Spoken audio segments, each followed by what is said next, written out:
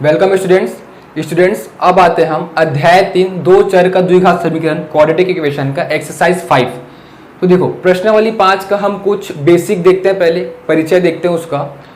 तो देखो हमें पता है कि एक स्टैंडर्ड क्वाड्रेटिक इक्वेशन क्या होता है, मानक द्विघात समीकरण क्या होता है, ax² plus bx plus c equal to 0 ये होता है ना, ये तो हमें पता है। अब देखो अगर ये एक स्टैंडर्ड इक्वेशन है, मानक समीकरण है अगर ये, तो इसका जो रूट्स आएगा यानी कि इसका जो मान आएगा मूल, ठीक है, x का 2 मान आएगा। यहाँ पे देखो अगर ये x वेरिएबल है, इसका द्विघात समीकरण है, तो x का 2 मान आएगा, ठीक है। तो x का 2 मान को ना हम सपोज अल्फा और बीटा लेते हैं, ठीक है ना। तो अल्फा और बीटा क्या है, x का 2 मान है एक्चुअली में, ठीक है। x का जो 2 मान आता है ना, पहला मान अल्फा है और दूसरा मान बीटा है, ठीक है। तो x बराबर अल्फा, x बराबर बीटा, हम ये सपोज करके चलते हैं, ठीक है। कोई सा भी स्टैंडर्ड समीकरण दिया हुआ है, ठीक है, स्टैंडर्ड इक्वेशन, उसका जो रूट्स आता है, उसका जो x का जो मान आता है, पहले को अल्फा मानते हैं, दूसरे को बीटा। जैसे कि अगर इसको हल करते हैं तो x का 2 मान आता है। जैसे कि सपोज मान लो कि x का एक मान है 2, दूसरा है 5, तो जो 2 है वो अल्फा है और जो 5 है वो बीटा है, ठीक है। क्या करते हैं हम, इसका जो मूल होता है उसका योगफल और गुणनफल का सूत्र होता है, ठीक है ना। मतलब ये जो x का जो मान आएगा यानी कि alpha plus beta, alpha beta क्या है बता चुका हूं कि x का 2 मान है जो क्वाड्रेटिक इक्वेशन को हल करने पर आता है, ठीक है। तो अल्फा प्लस बीटा ये एक सूत्र होता है और अल्फा इंटू बीटा एक सूत्र होता है, यानी कि मूलों का योगफल और मूलों का गुणनफल, ठीक है। तो मैं यहां पे लिख सकता हूं कि मूलों का योगफल और मूलों का गुणनफल, यानी कि हम बोल सकते हैं कि sum of roots and product of roots, ठीक है। क्या होता है, अल्फा प्लस बीटा क्या होता है, माइनस बी अपॉन ए होता है और अल्फा इंटू बीटा सी अपॉन ए होता है। अगेन ये ए बी और सी क्या है, तो जो समीकरण दिया होगा वहां से हम कंपेयर करके ए बी सी निकालते हैं, जैसे पिछले प्रश्नावली में देखे हैं। तो इसको अगर हम कंपेयर करेंगे, जो समीकरण दिया होगा इससे कंपेयर करेंगे तो ए बी सी मिलेगा। यहाँ पे मान रखते जाएंगे तो अल्फा प्लस बीटा यानी कि मूलों का योगफल मिलेगा, alpha into beta c by a यानी कि मूलों का गुणनफल निकलेगा, ठीक है। तो ये तो है दो फॉर्मूला जिसमें हमें मूलों का योगफल और मूलों का गुणनफल ये निकल जाएगा, ठीक है। अब देखो एक फॉर्मूला तो हो गया। अब अल्फा बीटा यानी कि अगर हमें दो रूट्स पता है, ठीक है, यानी कि x का 2 मान पता है ना, तो हम इक्वेशन बना सकते हैं। जैसे कि कोई सा भी इक्वेशन को हल करते हैं, x² plus 2x plus 1 equal to 0, इसको हल करते हैं तो x का सपोज 2 मान आया, 1 और 2, ठीक है। पता नहीं आएगा कि नहीं, सपोज कर रहा हूं कि x का 2 मान है। तो अगर हम क्या करते हैं, ये समीकरण दिया रहता है तो ये मान निकालते हैं x का 2 मान, जिसको मैं अल्फा और बीटा से डिनोट करता हूं अभी यहाँ पे, ठीक है ना, ये हमें पता है। लेकिन अगर x का 2 मान दिया है ना, 1 और 2, तो हम वहां से इस समीकरण को भी बना सकते हैं, ठीक है। तो x का जो 2 मान दिया होगा वहां से हम इस समीकरण को बना सकते हैं। अब वो कैसे बना सकते हैं, तो देखो हम क्या करेंगे, अगर हमें रूट्स पता है यानी कि हमें मान पता है x का, तो ये समीकरण बना सकते हैं। तो क्या होगा, वर्ग समीकरण बराबर क्या होता है, x² माइनस में होगा a प्लस बी, उसके साथ x जिसका गुणांक अल्फा प्लस बीटा होगा plus alpha into beta equal to 0।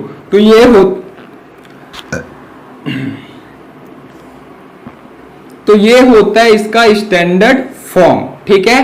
तो अगर हमें अल्फा बीटा किसको, 1 अल्फा है और 2 बीटा है, अगर ये हमें दिया है तो ये समीकरण बना सकते हैं, ठीक है ना। अल्फा प्लस बीटा करेंगे, ये दोनों को प्लस करेंगे तो इसका गुणांक हो जाएगा और दोनों को जब गुणा करेंगे तो इसका कांस्टेंट हो जाएगा ये। तो यहां से अगर हमें x का 2 वैल्यू दिया है यानी कि रूट्स मान दिया हुआ है, तो वहां से हम उसका वर्ग समीकरण बना सकते हैं। क्लियर है। तो ये तो रहा बेसिक प्रश्नावली 5 का। जब हम प्रश्नावली 5 बनाएंगे तो जब इसका कुछ क्वेश्चंस करेंगे तो ज्यादा अच्छे से क्लियर होगा। क्लियर है, तो इसे आप लोग नोट कर लीजिए। फिर हम आगे बढ़ते हैं प्रश्नावली 5 पर। स्टूडेंट्स अब आते हैं हम प्रश्नावली 5 का प्रश्न क्रमांक 1। देखिए क्या दिया हुआ है, वर्ग समीकरण बनाना है, ठीक है। इसका मतलब हमें क्वाड्रेटिक इक्वेशन बनाना है। कंडीशन दिया हुआ है कि मूलों का योगफल दिया है और मूलों का गुणनफल, यानी कि मूलों का योगफल को क्या लिख सकते हैं, अल्फा प्लस बीटा, क्योंकि मैं बता चुका हूं कि हम मूल को x का 2 मान आता है, यानी कि 2 मूल आएगा जिसको पहले को अल्फा दूसरे को बीटा सपोज करते हैं, तो दोनों का योगफल -4 दिया, दोनों का गुणनफल -12 दिया हुआ है।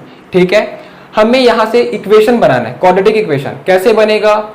तो अभी बेसिक में मैं आपको बताऊं, लास्ट कॉन्सेप्ट जो था, क्या करते हैं, वर्ग समीकरण का फॉर्मेट होता है। ठीक है, वर्ग समीकरण का फॉर्मेट होता है, फॉर्म होता है। क्या फॉर्म होता है कि एक्स स्क्वायर, इसके आगे कोई सा भी कांस्टेंट नहीं होता, एक्स स्क्वायर, यहाँ पे माइनस होता है अल्फा प्लस बीटा, ये कांस्टेंट होता है किसका, एक्स का।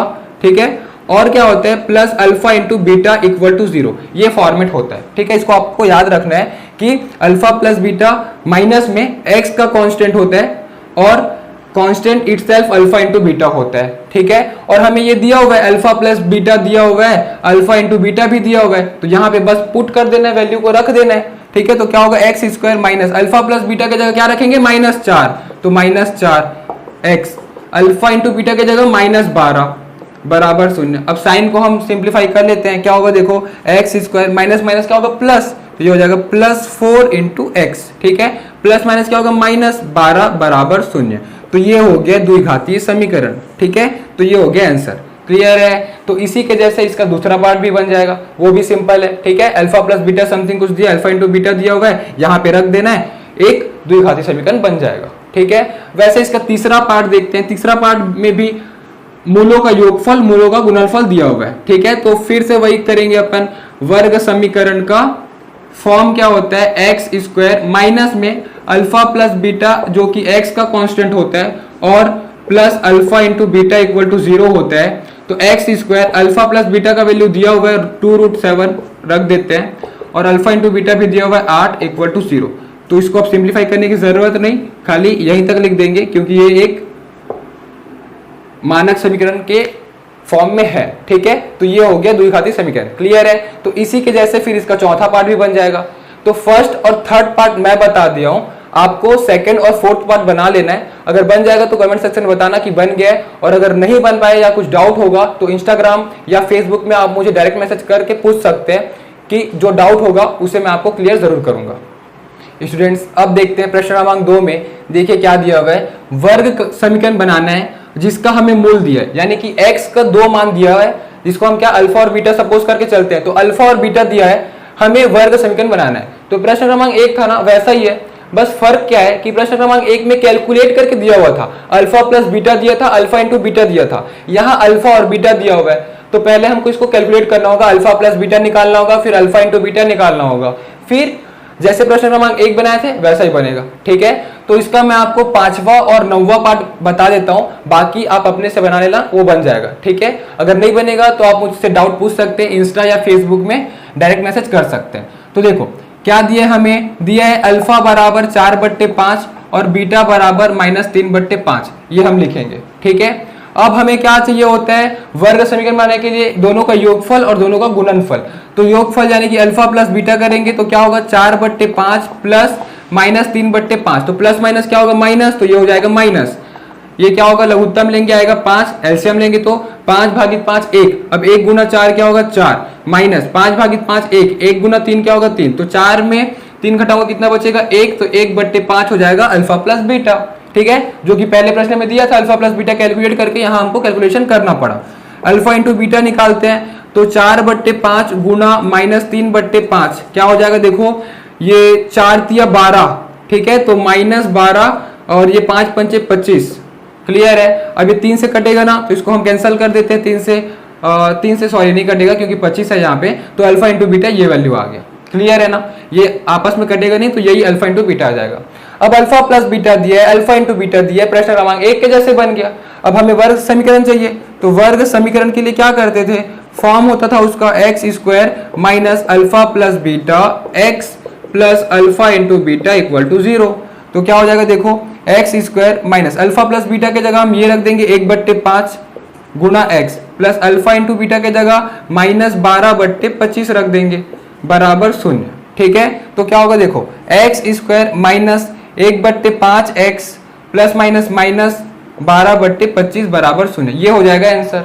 अब देखो नीचे में हमें फ्रैक्शन में नहीं रखना है, तो सबका लघुत्तम लेंगे और जो नीचे में आएगा उसको एक तरफ और इसको फिर हल कर देंगे। ठीक है, तो लघुत्तम लेके कितना आएगा 25 आ जाएगा, तो 25 लघुत्तम ले लेते हैं। 25 भागित 1 क्या होगा 25, 25 गुना x का वर्ग क्या होगा 25x का वर्ग, माइनस साइन 25 भागित 5 क्या होगा 5 पंचे 25 यानी कि 5, 5 गुना 1 क्या होगा 5 और ये 5 और उसके साथ x है, माइनस 25 भागित 25 क्या होगा 1, अब 1 गुना 12 क्या होगा 12 बराबर 0। क्लियर है, ये 25 इधर पूरा भाग में उधर जाके गुना हो जाएगा, तो 0 गुना 25 क्या होगा 0, तो ये जो 25 है वो पूरा कंप्लीटली हट जाएगा। ठीक है, तो नेक्स्ट लाइन में इसका आंसर क्या हो जाएगा 25x square minus 5x minus 12 equal to 0, ये होगा इसका क्वाड्रेटिक इक्वेशन द्विघातीय समीकरण।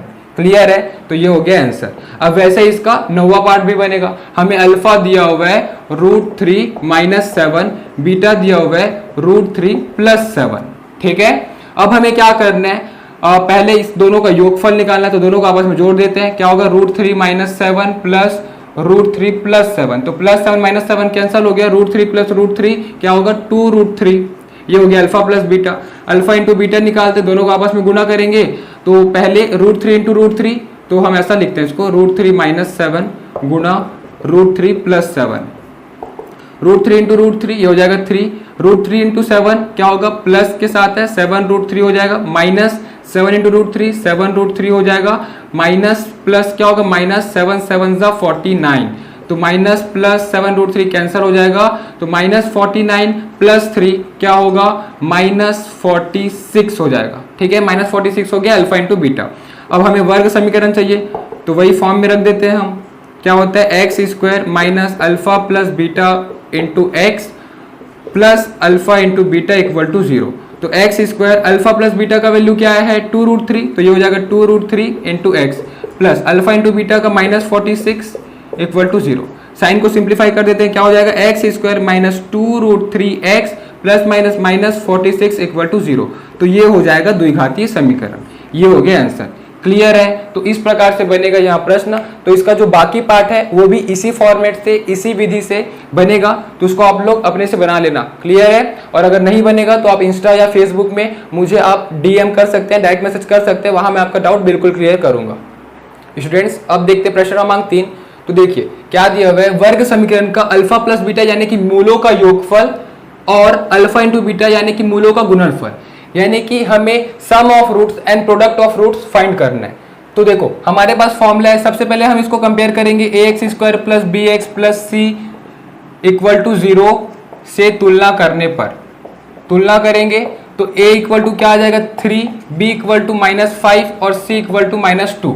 ठीक है, हमें क्या चाहिए, सबसे पहले हम क्या लिखेंगे यहाँ पे मूलों का योगफल, तो मूलों का योगफल लिखेंगे जो कि अल्फा प्लस बीटा होता है, और फिर यहाँ लिखेंगे मूलों का गुणनफल जो कि अल्फा इंटू बीटा होता है। फॉर्मूला क्या होता है अल्फा प्लस बीटा का माइनस बी अपॉन ए होता है, और अल्फा इंटू बीटा का क्या होता है सी अपॉन ये होता है। ठीक है, अब माइनस बी रखते हैं, तो माइनस और बी के जगह -5, तो माइनस ऑफ -5 हो जाएगा। ये माइनस फॉर्मूला का है और ये बी का माइनस है।